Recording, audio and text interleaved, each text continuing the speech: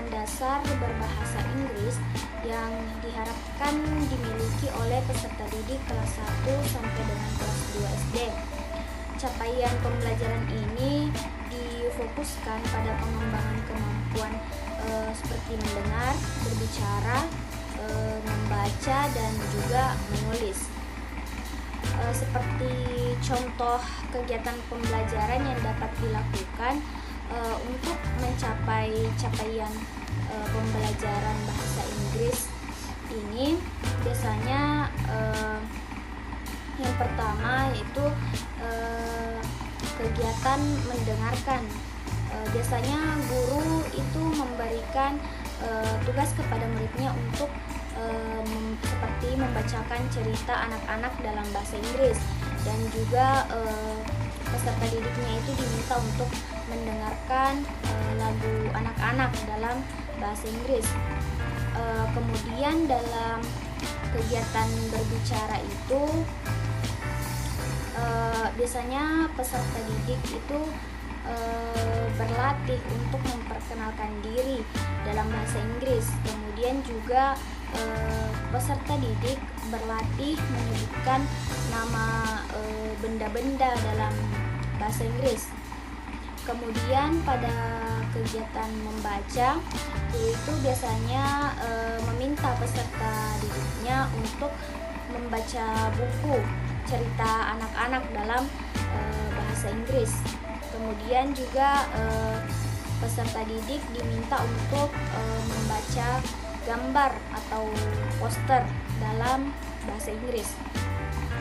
Kemudian dalam kegiatan menulis, biasanya guru itu meminta peserta didiknya untuk menulis nama diri dalam bahasa Inggris. Kemudian juga peserta didik diminta untuk menulis kalimat sederhana dalam bahasa Inggris.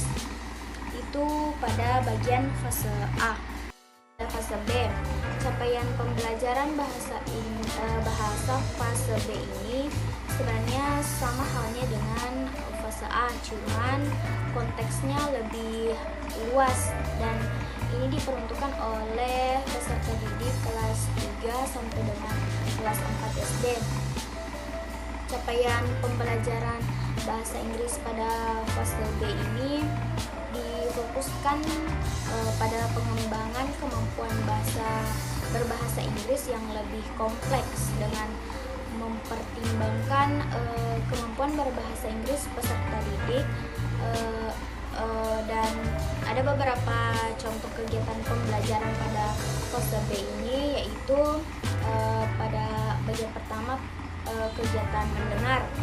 Jadi biasanya guru itu memberikan tugas kepada muridnya untuk membacakan cerita anak-anak dalam bahasa Inggris dengan menggunakan kosakata dan struktur kalimat yang lebih kompleks.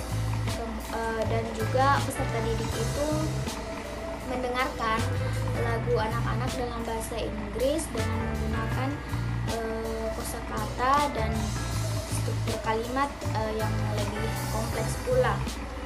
Kemudian pada kegiatan berbicara, biasanya peserta didik itu berlatih menceritakan pengalaman mereka dalam bahasa Inggris. Kemudian pada kegiatan membaca itu, peserta didik membaca buku cerita anak-anak dalam bahasa Inggris dengan menggunakan kosakata dan struktur kalimat. Fase C adalah fase yang diperuntukkan untuk siswa kelas 5 dan kelas 6 di tingkat sekolah dasar. Pada fase ini, capaian pembelajaran difokuskan untuk mengembangkan kemampuan berbicara, menulis, mendengarkan, maupun membaca. Peserta didik dapat memahami teks tulisan, merespon lisan, dan menyimpulkan gambar visual dalam bahasa Inggris. Juga, peserta didik dapat memahami bunyi kosakata dalam bahasa Inggris serta menciptakan atau membuat teks secara sederhana. Contoh pembelajaran pada fase ini seperti pada pengembangan kemampuan membaca, siswa dapat membaca cerita atau buku dalam bahasa Inggris dengan kata-kata yang sederhana. Lalu, pada pengembangan kemampuan mendengarkan, guru dapat membaca cerita ataupun dongeng anak dalam bahasa Inggris. Lalu pada bidang menulis, peserta didik dapat menulis teks secara panjang maupun pendek dan membuat teks secara sederhana dengan bahasa Inggris. Dan yang terakhir itu pada pengembangan kemampuan berbicara, yaitu dapat menggunakan bahasa Inggris dalam interaksi di dalam situasi dalam kelas. Kemudian pada fase D. Fase D adalah fase tahap lanjutan untuk tingkat SMP dan bahasa Inggris pada tingkat ini lebih tinggi daripada fase sebelumnya. Peserta didik menggunakan bahasa Inggris untuk berinteraksi dan bertukar ide, pikiran, ataupun gagasan dengan berbagai macam konteks, baik formal maupun informal, dan membuat berbagai jenis teks. Peserta didik mendengarkan lagu ataupun video dengan kosakata yang lebih struktural. Juga peserta didik mendeskripsikan benda ataupun menceritakan pengalaman.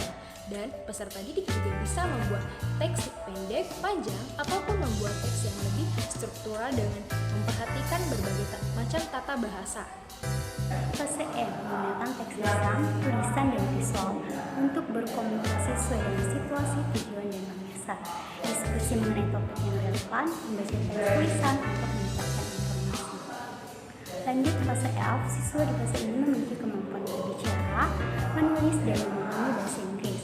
Pada fase ini, peserta didik akan mempelajari berbagai jenis teks seperti teks narasi, deskripsi, eksposisi, prosedur, argumentasi, diskusi, dan teks otentik.